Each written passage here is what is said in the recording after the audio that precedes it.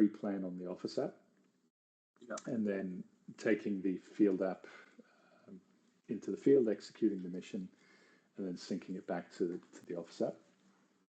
So we will start here. So obviously on the missions tab, and then the first step here, you can actually create a mission via an airspace check.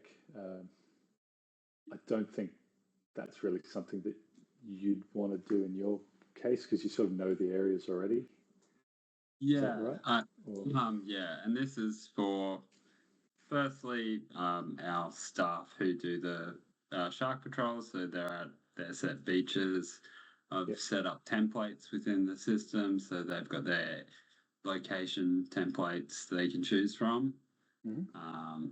And they'll just be doing, firstly, before we start operating in that C-class area, it'll just be the general conditions. The beach patrol selection. So okay, cool. So let's jump in and share that. Yeah, so let's say we're going to use the beach patrol example. You can see that okay? The screen? Yep. Yep, okay. So we just create mission from the sidebar here in most cases. Do you have a naming convention in mind for this, or is it? Yeah, so they'll just be the SharkSmart patrol for the location. So SharkSmart patrol, did you say? Yeah, so SharkSmart patrol, Alexandra Headland. Yep. And then just their initials, I generally get them to put on the end. Like that, something like that. Yeah. Okay. Excellent. Now, in all cases, this will be a real mission. I'll just do dummy for today. Yeah. Because I'm not flying it. We can also actually. Oh, you've already got this in. Yeah. So SharkSmart Patrol would be the objective,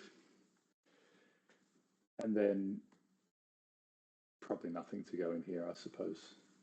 Yeah, I do have an example on there that they can copy and paste from, which is just what they're going to be doing on their patrols. So transects behind the brake, going visual line of sight, and there's a link to the form they have to fill out. But yeah, so it's just a general description of what you're going to do. Yeah, sounds good. Okay, so then we scroll down and select from the templates. So we can draw a new flight area if it's in a new location, but generally it sounds like that will all be from a template. We can select here. You can edit the templates as well once you've chosen it, right? Correct, yeah. In fact, I'll jump in and do that. Yeah. So let's just pick one. Yeah, and then obviously we've got the flight area and that in. If we do need to make an edit, we can just do it there. Yeah. Maybe choose like one of the Gold Coast or Sunshine Coast ones because that'll bring up some airspace things. Okay, sure.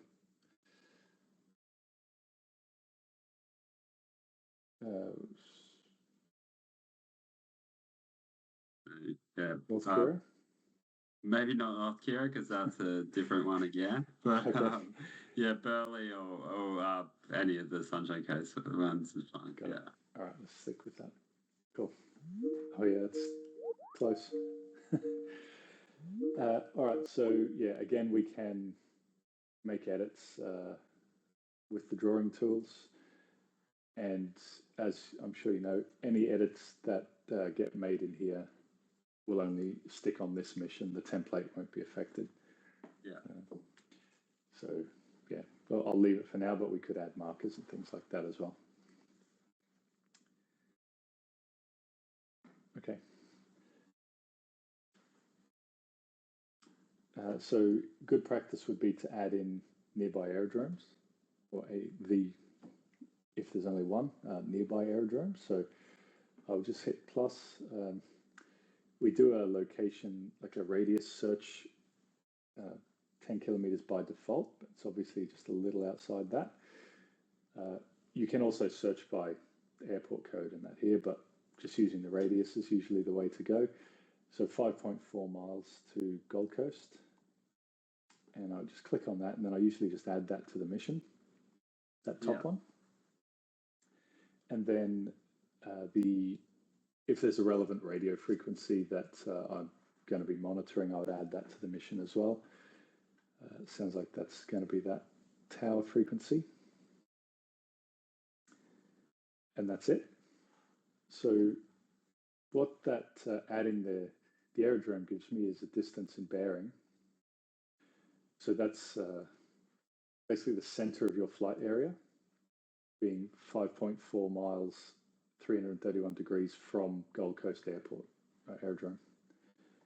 Okay, so obviously it's put this way in case we need to make a radio broadcast or something like that. If we have a flyaway, we can report the location as here, 5.4 miles from the aerodrome. Yeah. Okay. The next one is mission NOTAMs. So we'd want to check that. This is made quite easy by the fact that we order them from the nearest to farthest. So really, although like all of the NOTAMs for these locations are in this list, you don't really have to scroll through them looking, because you can see like this one's 1.1 miles away. Yeah. 5.4 miles, and they're going to get, so the 5.4 mile ones are obviously all at the aerodrome. Yeah. And they just get further away the more we scroll. So really you're just looking at the top of the list. This one, unmanned aircraft, that's something we'd want to be aware of. And then we've got the NOTAM details there. Sub-7 multicopter, 600 meters. These ones are a bit tricky to read, right? Because you need to figure out what these two positions are and draw a line between them. And that's when you can, I guess, refer to your OK to fly or something, where they put it on the map as a visual as well. Yeah, and we'll get there eventually with ours as well. It's just, I think at the moment, these kind of ones we don't show on the map correctly. If it's like a point one where it's just like 5.4 miles from the aerodrome, 220 degrees, then we would have a point with a radius on it. So I'll just add that to the mission.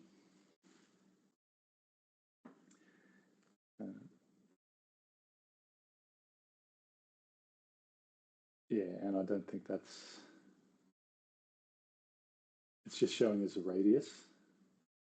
See that yellow circle there? Yeah. So that's what that is. That's the radius, but it's, by the sounds of it, this is like a long kind of line that NOTAM's actually talking about. So we're just showing, I think, the midpoint or something like that at the moment. So if you do have another tool that will show that more accurately, that'd be the way to go for now.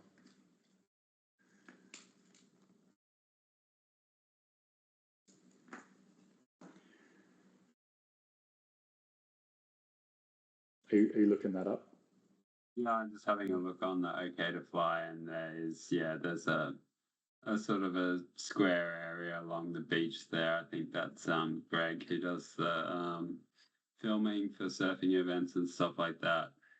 Right. Okay. Yeah, as I said, we've got plans to kind of refine that a little bit, how we show it, but we're just not quite there yet. The one thing you do normally get, which isn't in this one, is contact information for the operator. Yeah, that's right. Because I've got a current one out for the southern end of the Gold Coast, and I'm speaking with the plane that drops everyone out at Kira frequently at the moment. Will they? Yeah.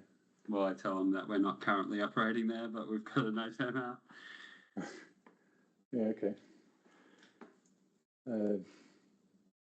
All right, something to look into, that one. Okay, so this is marked as clear for takeoff at the moment. You can see here, we haven't actually selected a workflow yet. We haven't confirmed a workflow yet. Yeah. So that's in there, that's the default one, but we actually need to confirm that that's the rule set we're about to fly under. Yeah, so we're going to use the beach patrol for our, it's that one. Because that one's a self-approved one. So for all these sites that are all pre-planned in general airspace, that beach patrol will be a self-approval workflow. Okay, sounds good. So we'll just select that. It shouldn't affect the airspace check that's going on over here because it's still the same REOC rule set. But yeah, important distinction, I guess, that this one won't require an approval to go and execute. And you can see that it's got fly down the bottom there. Yeah. With the other one that does require approval, the emergency response, that's actually just going to have submit for approval. Yeah. In that button. So yeah, we can see here everything that's been checked. This will update as we go and add more information down the page, but at the moment there's nothing to block us. So next, select the RPA for the mission. I'll just use one of these sample ones for now. And it's going to give us the current register status. Do you know if yours are on the registers yet? Is that where I apply them to the, say, the operations SOC under authorities? Yeah. Yep. Work groups? No, so it's in authorities, and then it would be under the REOC authority in this case. Yeah. Okay.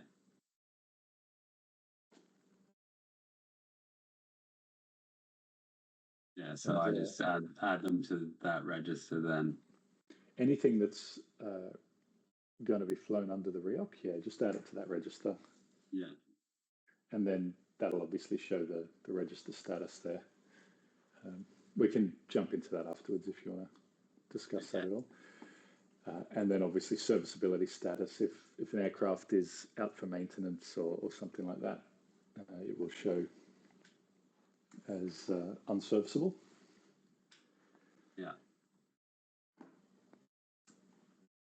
For the crew, so we need at least a RPIC for the flight.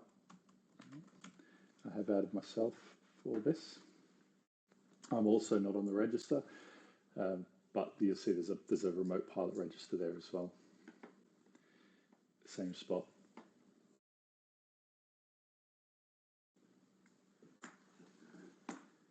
Okay, so the other thing just to note is this is not getting in the way of actually flying. It's just like a visual warning to the planner. You know, by the way, this isn't updated. There may be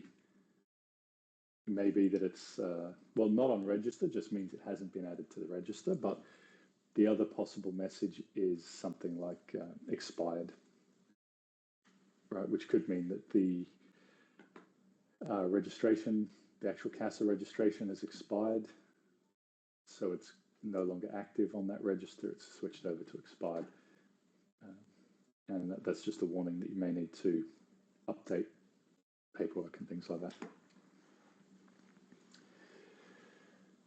Okay, so basic mission planning information. We need to have a time and a date. This does feed back into the airspace check as well.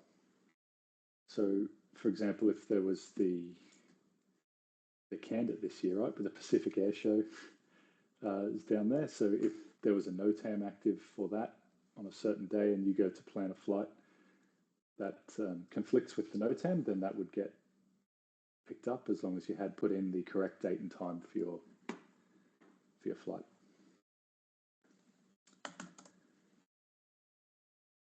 So yeah, you can see that it has a little think when I update the time. It's just checking everything again. We also get the start and end times for basically for daylight on that date, civil twilight, and so in the morning, go daylight after that time, and then in the evening we're night after that time. If you like, if I put 1700 and my duration is for an hour down here, then that's going to cross over that twilight boundary, and it's going to just advise me here now of the flight time. You can only fly at night if you comply with that CASA instrument.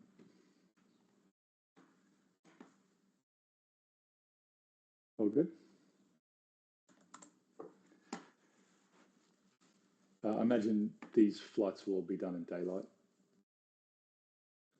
Yep. Okay, so that will just automatically be day, VLOS, and then we can put planned max height. So do you have a restriction on that, like internally or anything? I mean, it's standard 400. We fly at 200 feet, but there's no real restriction to. That's just how we're going to operate at. So, sure. Yeah, that's all right. So it's just planned max height. Again, like it does feed back into the airspace check. Like if I put 1,000, then it's going to give me a advise on height. And I guess we do lock in, we do put it in the drones at just over 200 feet, just so that, you know, because it's going to give you that warning that you're approaching the maximum altitude, and then you're like, oh yeah, that's right, I'm supposed to be flying at 200 feet or 60 meters. Yeah. Okay. So we might just, put it in as 250. If we left it as 400, it's not going to break anything. Yeah, and I guess then it will matter when we are flying in that C class, and we're restricted to 145 or something like that. Yeah. So the main thing is like it should just be an accurate representation of what you actually intend to do, and if you put in the wrong number here, then it could affect your results that come in to the airspace. Okay, so I further up the page, when I added the aerodrome information in, I added the tower frequency. So that has come through to here. In the case where you had multiple frequencies to monitor, you can just manually add additional ones there, but that's probably quite rare. Yeah, again, maybe in that southern Gold Coast with the skydivers, they're going to tell us, well, they're going to tell the tower when they're dropping their people out of the plane. So that's just an extra way that we can know that they're going to be coming. Yeah, cool. Okay.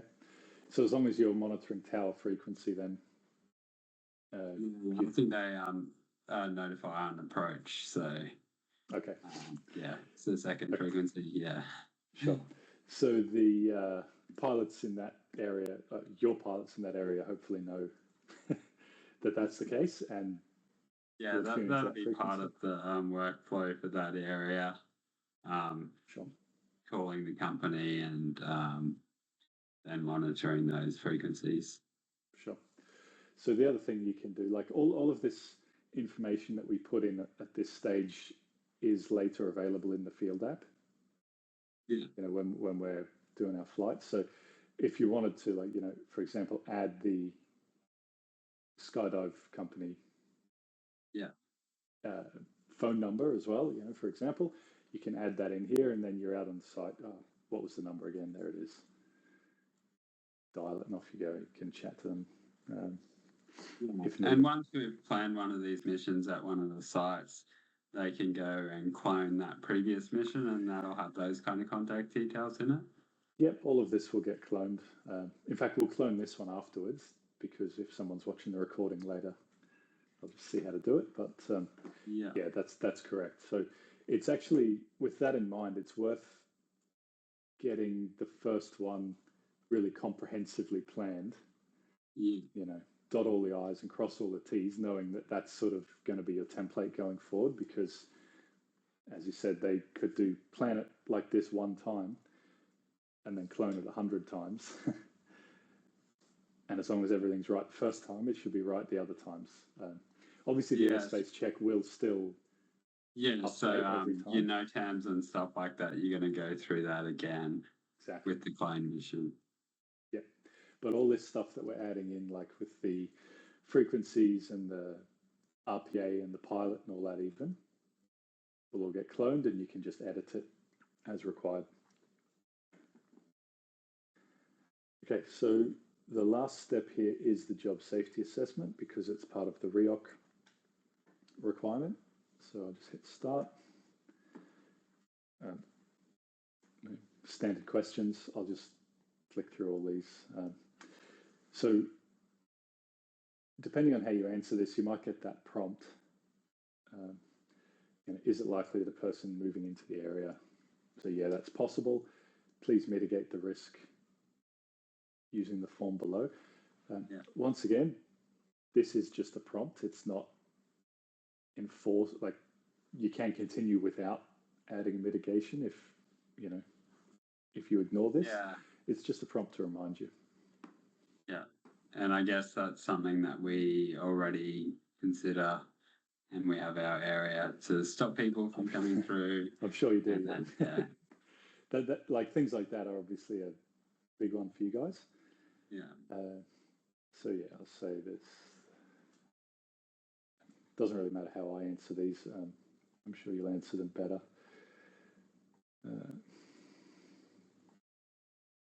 Okay, so we answer those top questions, and then scroll down. We've got the risk control form, which is like integrated into this same form. So did you? I don't remember if I think we spoke about it, but did you want to pre-fill any of this? The risks, like, do you have the same ones that? Yes, they're the same kind of risks that you have every time. Yeah. We're operating in a public place. Yeah, so you've got people. I imagine like over water, there's potential for like marine craft and obviously the aerodrome, things like that. Yeah. Again, if you clone the mission, this will get cloned across with it, these responses. So once again, the first time for each site you go through this, it's worth doing a really comprehensive, without being over the top. Do include everything that needs including, and think about the risk scores, because that's then going to form the sort of template going forward. I'll just put something in quickly.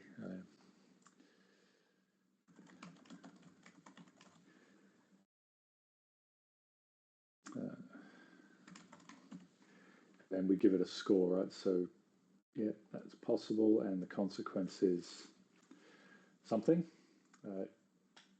If the score goes above 5 overall, then you do get these mandatory fields for the additional risk mitigation. If that's 5 or below, so the 2 there plus the 3, they go away, and that's considered to be sort of an acceptable risk, because it's now in that yellow or green. We can adjust that behavior if you want to change. This is our sort of standard that has been fine for a while, but it depends on the operator. Okay. If we've got multiple risks, then we can just keep adding them in here and then scoring each one. Once we're done with that, we can complete. And now green tick, and it's done, and the button down here is unlocked. So we can actually now send that mission to the field app. Do you have any questions on any of this part? So you would go to the fly part there, and then when you sign in on the app, it'll come up there for you to choose, and you can continue on with that mission. Yep, and I'll do that on my phone as well.